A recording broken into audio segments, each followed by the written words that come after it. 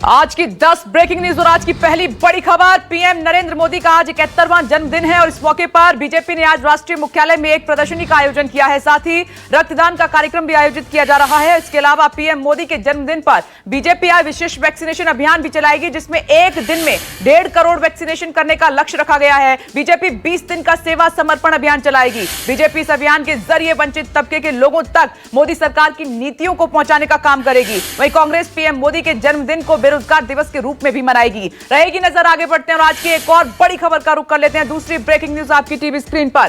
कृषि कानूनों बिल के 1 साल पूरा होने पर आज अकाली दल मनाएगी काला दिवस और दिल्ली में आज अकाली दल संसद तक प्रोटेस्ट मार्च निकालेगी और दिल्ली के रकाबगंज गुरुद्वारा से थोड़ी देर में मार्च निकाला जाएगा और इस दौरान अकाली दल की समूची लीडरशिप मौजूद रहेगी। हालांकि दिल्ली पुलिस ने अकालियों को प्रदर्शन की परमिशन नहीं दी है और दिल्ली पुलिस ने बॉर्डर पर सुरक्षाबलों की तैनाती काफी बढ़ा दी है। कार्यकर्ताओं को रोकने के लिए जगह जगह बैरिकेडिंग की जा रही है। वहीं दिल्ली में अकालियों के प्रदर्शन को देखते हुए धारा 144 भी लागू कर दी गई है।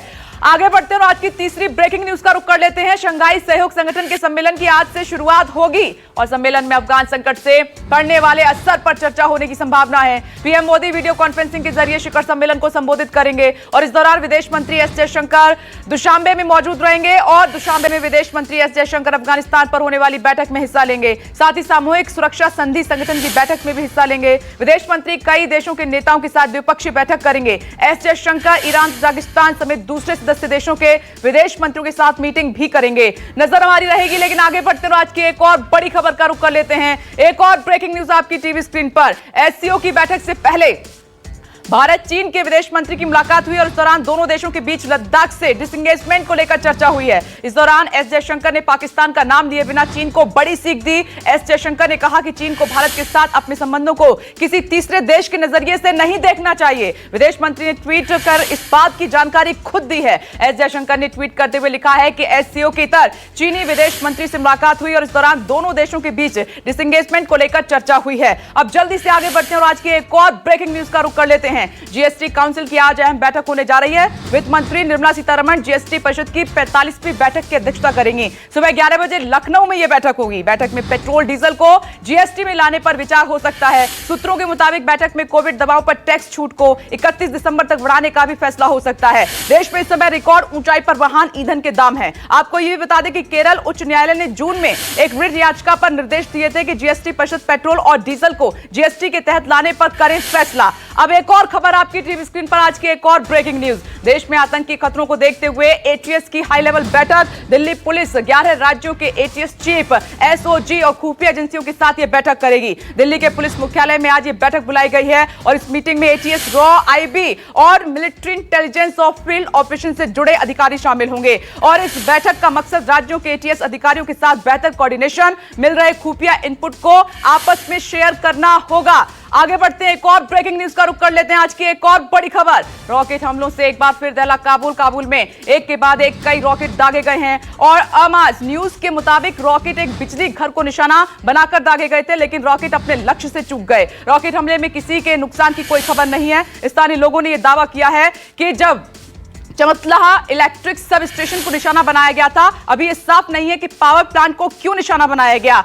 आईएसआईएस के पर रॉकेट हमले का शक जताया जा रहा है। इससे पहले काबुल एयरपोर्ट पर रॉकेट अटैक किया गया था, जिसे अमेरिकी डिफेंस सिस्टम ने नाकाम कर दिया था। अब जल्दी से आगे बढ़ते हैं। एक और ब्रेकिंग न्यूज का रुख कर लेते हैं। यह खबर यूपी से है।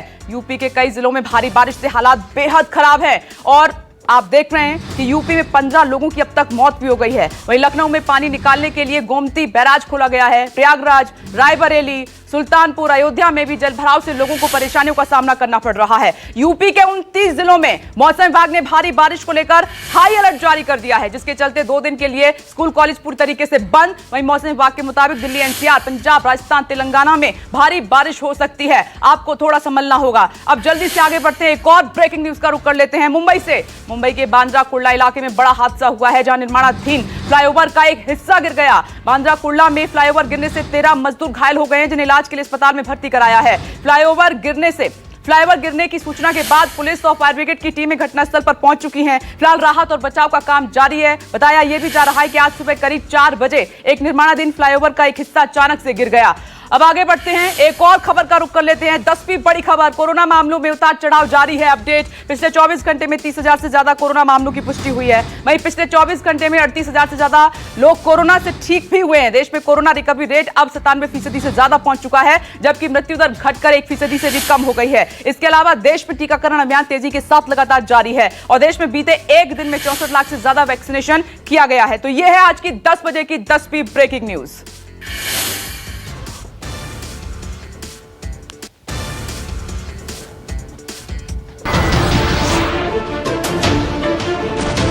नमस्कार, मैं हूं मानक गुप्ता। अगर आपको हमारा ये वीडियो पसंद आया हो तो इसे लाइक और शेयर जरूर करें और हां, हमें सब्सक्राइब और फॉलो करना ना भूलें ताकि आप देश और दुनिया की कोई खबर मिस ना करें। तो जुड़े रहिए हमारे साथ और देखते रहिए न्यूज़ 24।